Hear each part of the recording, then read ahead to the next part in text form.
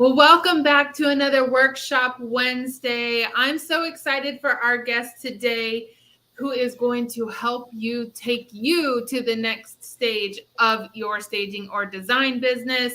He is one of our special affiliate partners. He's none other than Rod from R&R Financial. Welcome, Rod. Good afternoon, Lori. How are you? Fantastic. I'm so glad that we get to have a little interview, and I'm really glad that you're going to be at Summit coming up.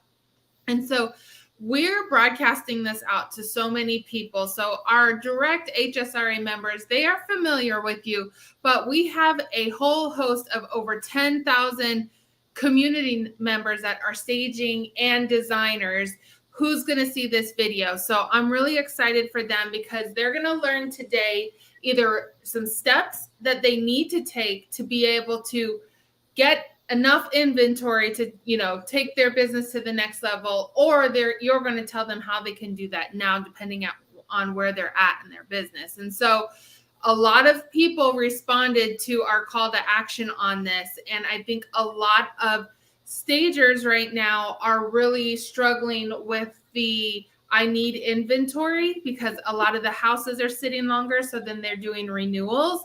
And I think that they're needing furniture, but they really don't know how. And then we do have a lot of new stagers that at least we can give them a roadmap of how they can get to where they need to be able to acquire a large amount of inventory. So first of all, Rod, tell everyone who you are and what your business is, and give us a little backstory about you. So as Lori said, I'm Rod with R&R Financial. I am the president and CEO and the whole nuts and bolts of this company. And what we do is we provide inventory financing for stagers. So my background is that I've been in the equipment finance business since 1994. So 29 years now, coming up in January. And I've worked in all kinds of industries and still continue to work in all kinds of industries. About 7 or 8 years ago, I happened to be signing a deal for some fitness equipment, and that particular company, one of the principals also owned a home staging business. I had to sign some documents. I went over to him. He says, "Hey, meet me at this office at this address." So I walked in the door and I said, "What office is this? I've never met you here before." And he goes, "This is my home staging business." And I looked at him and I had no idea what that was. And he said, "What we do is, when people sell their homes, they go out there and they need to put furniture in them so it doesn't look empty, so it looks looks lived in, but kind of set up." And I said, "Okay." And he looked right at me and he says, "Okay, you think you can finance this stuff?" And I said, "I don't see why not." Well, it took some convincing to the first lender that did it. It took some convincing, but I convinced them, and they said, "Okay, well, because they're a good customer, we'll go ahead and lend to them." The underwriter said, "That's fine." And it kind of snowballed from there. This particular client of mine got me involved in a couple of associations that everybody knows about. The first one I went to was RESA, and then it got me involved in HSRA through another client of mine in the Southern California area. And so that's how I came to HSRA. Yes, we love RESA. We love Danny and Carol, who introduced you to us. And we're so glad that we're able to introduce our community to you because, Rod, I really feel like you offer such a service that people don't know is available. And also, one of the things about HSRA is we specialize in building businesses and leaders, right? And so a lot of times stagers, when they start their business, most stagers, they start the business as a hobby. It's something that they kind of, they like to decorate their home. They know how to make things look good. They had an agent friend who said, "Hey, can you do this to my house?" And now all of a sudden they find themselves having 3 to 4 jobs a week, and they're really not sure on how to build the actual business, the finances, processes and procedures, people, culture, all the things that it takes to build a business. And I think what you offer is a missing element in people understanding how to build their business. And so that's why I'm so glad that you're going to be joining us at our 2022 Summit. but you can click mysummitticket.com to find out more information. But first of all, let's talk about the needs in the staging, needs and staging in this market. So the market right now, literally have been on probably like 4 different training calls with our HSRA members and their team members. And so a lot of them are needing furniture right now. In fact, this morning on our morning alignment at HSRA, we have it with our staging company, Model My Home, and literally their whole office area was full because they just had a furniture order delivered because they were out of furniture as well, right? And I know that you meet with a lot of staging and design companies before they go to market, before they, make those big purchases or when they plan ahead. So let's start with the basics. So you told me this once and it really helped me. You said, I can finance anything you can touch. So when it comes to a staging and design company, would you as the stager or design owner rather spend your money on buying furniture and then not knowing whether you're going to meet payroll, or would you love to talk to someone like Rod? So Rod, kind of let's start with the basics and then we'll move into where they need to be in the business. But tell everyone how you can help them and what you actually do for them. Okay, so as you touched on, the market has shifted. The need for staging in the past couple of years, it was still there, but houses were selling so fast that if they were staging them, if agents were getting their clients to stage them, it was boom, boom, one to house to another. It wouldn't even come back to the warehouse sometimes. It's one to another, to another, to another. And they weren't having any renewals because the houses were selling so fast. And so at that point, you're kind of managing your inventory by the amount of jobs you're doing. And for inventory, I'm going to use that word in here. Inventory is furniture. Inventory and equipment can be interchanged, but it's furniture, rugs, lamps, lighting, wall art, accessories. Those are the things I can do. Caveats: I can't do soft goods. I can't do bedding. I can't do the towels, the flatware, the plates and stuff like that you put in there. But I mean, that's the kind of stuff you can probably afford to pay for. So the need for that now, houses are staying on the market much longer, and it's not turning over even in 30 days now. Sometimes it's 45, 60 days. And so you're all of a sudden coming into your warehouse and you have another job coming up and it's looking like it's pretty sparse in there. You don't have the stuff to provide. So what we want to do is we want to go ahead and alleviate that problem. Well, what do you want to do? Do you want to take, $100,000 out of your cash flow, out of your checking account, or your business savings account, and do that? Can you? Absolutely. You absolutely can. Being from the business side of things and seeing how all kinds of businesses run, would I want to do that? I personally wouldn't. And this is what I tell my clients and prospective clients. The reason why we don't want to do that is cash flow is king. You want cash in your door, in your bank. If you take that out of there, things come up. Say you have an opportunity, there's an opportunity cost. Maybe you have an opportunity to buy your building, but you need that down payment. Well, if you sunk $200,000 into of your cushion into your inventory / equipment, you don't have that anymore. And so we're struggling again. You can also run up your credit cards, and that's the way a lot of people do it. A lot of people used to do it. You can run up your credit cards, but even if it's a company credit card, it hammers your personal credit. What a lot of people don't realize is that their business credit cards, and I have one too, still reports to your personal credit bureau. And you constantly want to have that your credit as another tool to help you make more money.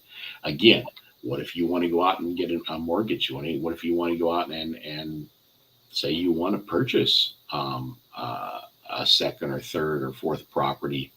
Maybe you want to turn those second or third or fourth properties into STRs. or long-term rentals, or you have an opportunity to do multifamily housing deal, limited partnership, and you into that contribution to put in there. So that's why we don't want to take this cash or cash resources away. Um, so what do? You still need to have the inventory. So this is where I come in. What we do is we get you approved for a certain dollar amount, and we allow you to buy inventory from wherever you want. I mean, I've had deals where there's up to 6 or 7 different people you're buying stuff from, suppliers. Um, we put that into one single contract. It's a 36-month deal, and you make your payments over 36 months. And at the end of that, it's about time to turn that over again, probably sell that off and get rid of it in the secondary market so you can get more stuff in there because number one, styles change. And number two, it's probably a little worn by then. And it allows you to go out and get a lot more stuff at once um, than people usually would if you were going to take it out of your cash flow. And the reason why that's a good idea, there's a few reasons. One, you may be able to take advantage of some wholesale pricing because you set up wholesale accounts with manufacturers. Number two, it keeps you from paying the retail prices and keep in getting ahead of the game. It's like, I have this house coming up, and now I need to buy the furnishings for this house. You're stuck paying retail prices when you do it that way, and then hopefully you can find what you need. So we've kind of trained ourselves into getting ourselves, meaning staging companies, into getting away from buy it now because we need it tomorrow. You need to think ahead, budget for it, think ahead, and instead of buying one sofa, maybe buy 6, 7, 8, 9, 10 of them of similar looks, similar colors that you can use interchangeably in all kinds of different houses. You know, I'm more on the business side of things. I don't have a creative bone in my body. I leave that up to creative people. But what I can tell you is that if you have interchangeable inventory equipment, you can use it in many different houses and many different looks. I have a bunch of stagers that I work with when in their local market, if somebody were to walk in their house, they know this is a XYZ staging company house. I can tell by looking at it. I know their taste, I know what it is, and it looks great. So you have that inventory on hand. And as you might know, people who are purchasing, there's this, it might take a long time to get some stuff right now. The supply chain is still a little messed up. And we're getting better. It's getting better, but it's still out there. So you go out and buy this stuff, and we pay for it. We pay for the manufacturers and suppliers direct. You don't ever have to handle that money, and then they ship the stuff to you. So I think we should probably start with. Should we go over the process? Is that what we want to do, Lori? Yeah, I definitely wanted you to take some time to explain what you do. So that's what you do and why it's important. Now there are some specific things or metrics that companies have to meet in order to qualify, and I think that's important too. But I don't want to leave out those who may not be qualified right now. I'd love to give them a tip on what to do to get to that place in their business. And Okay. so let's talk about qualifiers. Absolutely.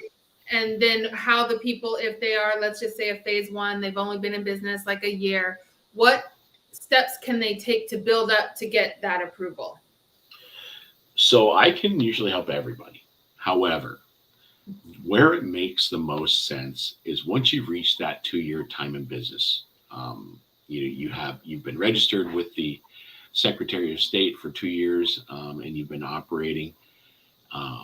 And the reason why is because of risk. Every underwriter that I work with that does this is anything under 2 years time in business is considered high risk. And that's in any business. That's just the metrics that have been come up with over many years. 2 years time in business. Your next once you've reached 2 years time in business, you've probably had the need where you probably need some more inventory. Prior to that, like I said, I can do some small deals. They're a little more expensive than they would be if you were over 2 years time in business, but there are places out there that rent furniture to stagers. I'm not sure it's in every local market, but in your local market, in a lot of places, you can rent furniture. You can start out small. Maybe you have one house. Maybe you do spend, um, some credit cards worth of debt to get one house going, pay it off. Um, use the proceeds to pay that off and do one at a time to get that. And you can build a small amount of inventory that way. Now, once you've reached that 2 years time in business, it's time to see your business grow exponentially. You've again probably hired a team of, whether it be another person or five other people or even 10 other people, depending on how's it going. You've got your office team, your design team, your sales team, your logistics. And when you're starting out, guess what? That's usually you, every single one of those. And then as you grow, you can get, you start hiring other people to do that. So we reached that 2 year time in business. We can go in there. You say, okay, you know what? I think I need to buy maybe, let's say, 4 houses worth of stuff, to start with. I need 4 houses, could be any number. And you figure out how much can I, how much would I need to spend to do that? I've heard anywhere, and depending on the markets, anywhere between $8,000 to $20,000 per house, depending on what you're trying to do. Now, if you're trying to do, A to Z, top to bottom, it's a little, it's on the higher end of that. And depending on your market, your market in Nebraska is probably not going to be the same as your market in San Diego, luxury staging in San Diego. So what you can do as you go out, you find that stuff. That's where we start growing, and especially when you start reaching the later phases of your business where you're not doing it, you're just an investor again. That's where it's hammered. You just go, go, go. I'm constantly doing deals of upwards of $500,000 for certain stagers around the country. You know, and it's because they have so many houses. They could have 180 to 200 houses out at once, and all of a sudden, their renewals are coming up. They're getting furniture rental, but guess what? They have empty warehouses, and we don't want to turn business away. We don't want, as a stager, to maybe you've been working on this certain real estate agent to get their clients to stage. All of a sudden they come to you and they go, "Oh, I don't have the inventory. I'm sorry, you can't do it." Well, you know what? You only get the first one chance at a first impression, and they'll probably go find someone else, because there's somebody who's got the stuff out there to do it, and we just want to make sure that problem doesn't happen. Awesome. Well, a few things I wrote down. I got my pen out that I love that you said. Well, first of all, I love that if you listen to Rod, he is ingrained into staging companies. He does this so much and works with so many stagers that he knows your business, probably for some people a little bit better than they know the business. Okay. So I love that you said that. I love that you told everybody probably when you're ready to take these steps, you're probably at about 2 years in business. And for us at HSRA, we would say you're probably a phase 2 business owner. So you're starting to grow and build and do all that. So tell them, Rod, what is the phase 1 that we need to get in order to go to the next level, to where they can be working with you. What was that again? Repeat that. What will the phase 1 who haven't been in business for 2 years, what are some strategic things that they can start putting in place now in order that when they call you, it's not like, "Oh, sorry, can't help you." It's like, "All right, you're ready. Let's do this," to make the transition kind of seamless. Understandable. Understandable. Okay, so the first thing is keep track of your credit. Keep track of your credit because obviously, they're going to check your personal credit. Underwriters are going to check your personal credit because there's really nothing else to go off of. And so that's what it is. So keep diligent on that. And I can't stress how important that is. So you've got good credit. Um, when it's time to make that transition, now good credit doesn't mean you have no credit. You want to have credit, you want to use it, but just don't have it maxed out. Make sure you make the payments on time. I mean, it sounds so simple, but I've got people that I pull their credit and they're like, well, it was only 30 days a couple of times, and it was such a small amount. And my reaction is, well, if it's such a small amount, then why didn't you make the payment? I mean, honestly, I learned that lesson the hard way back in college. All you got to do is make my Sears card, make a $15 payment. If you can't afford 15 bucks, I mean, yeesh, that's how little it was back then. And I was like, yeah, no big deal. It can be late. And yeah, no, you got to keep your credit clean, clean, clean. And then I would say, make sure that when you start doing business right away, you register with your Secretary of State because that's one of the things that they're going to go off to to validate your time in business. Open a business bank account. That should be done right away, anyways. Again, like Lori said, um, early on, you need to decide whether this is going to be a hobby or if this is going to be a business. I mean, if you want to run a business, then let's, open a business bank account, register the Secretary of State, keep your credit clean. And then, like I said, you would start renting some furniture from people, and then putting some small amounts of inventory together.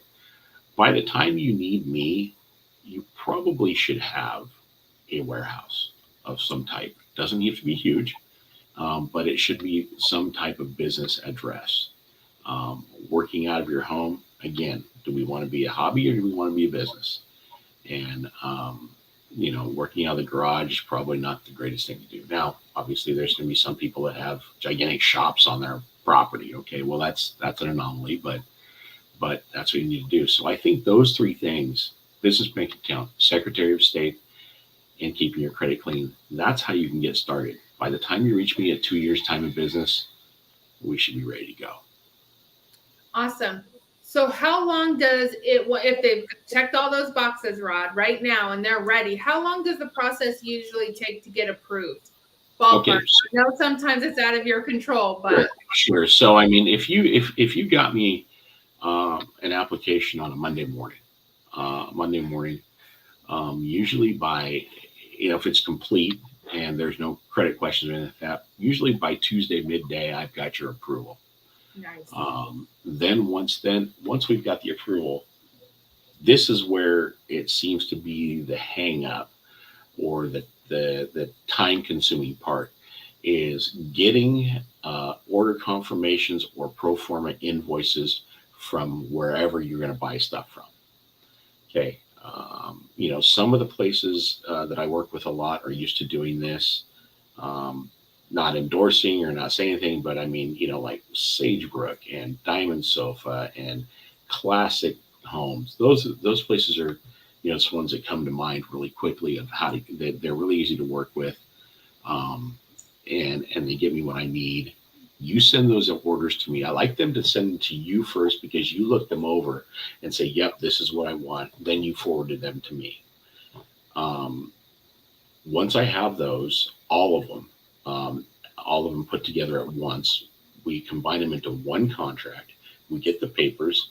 If the timing makes sense and the size of the deals makes sense, I'll fly to you, especially on the first time we're doing a deal. I want to meet you, fly to you, sign the papers in person, come back.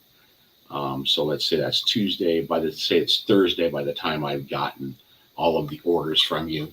Um, Friday I order documents. I'll probably be on a plane Monday or Tuesday, the next following Tuesday. Once I get back, within a day and a half, those funds are being wired to um, the lender, excuse me, to the suppliers, and they can ship out to you.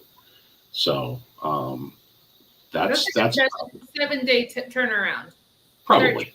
Who needs Yeah. furniture in 7 days? Who needs inventory? Give us an emoji in the comments.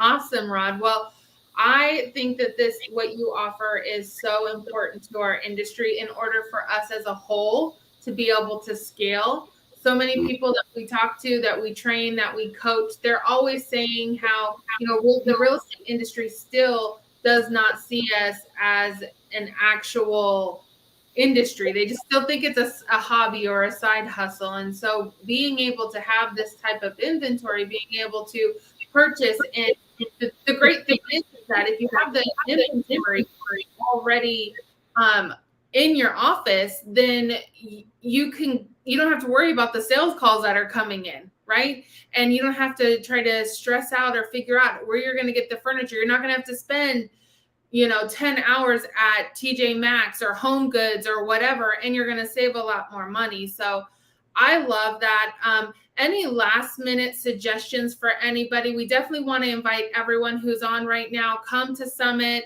The information's right below. You can see all the information right there. Rod's going to be there on day one.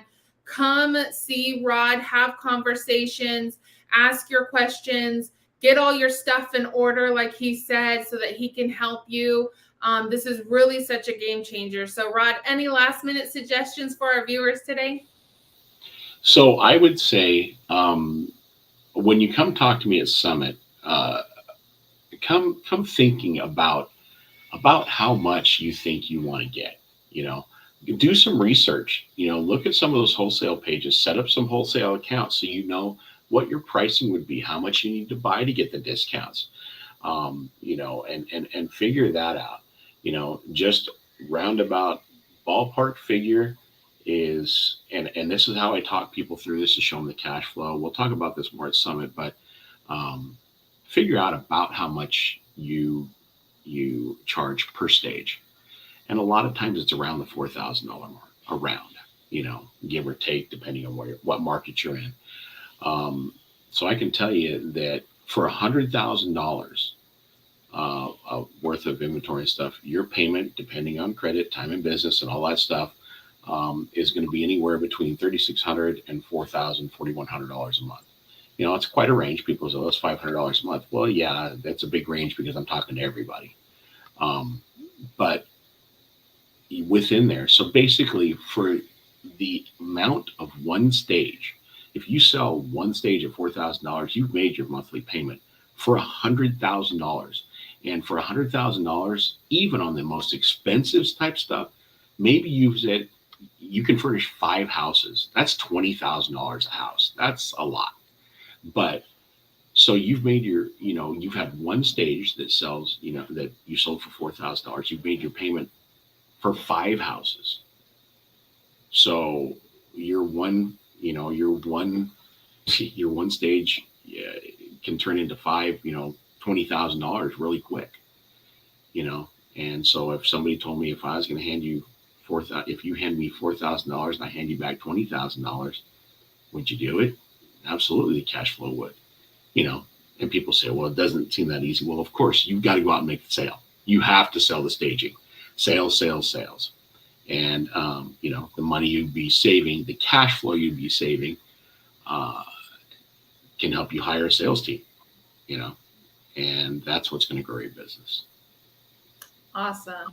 Yeah. And that's what HSRA is here to help you get the sales, do the sales training, marketing. We train on every department in your staging business and how to help you grow with that. So I'm super excited for Summit. I can't wait to see you there, Rod. Super excited to have you back again this year. We have his information right on his box there. Reach out to him, get your stuff in order, get your house in order, get your staging company in order, and see Rod and get your growth mindset ready, because all of these people down here in this box in the corner, all of these people are going to be at Summit, and they're there to help you take your business to the next level. So Rod, thank you so much. Can't wait to see you. It's like almost a month and I'll get to see you. So we'll see you very soon. And thank you so much for being on today. Thank you, Lori.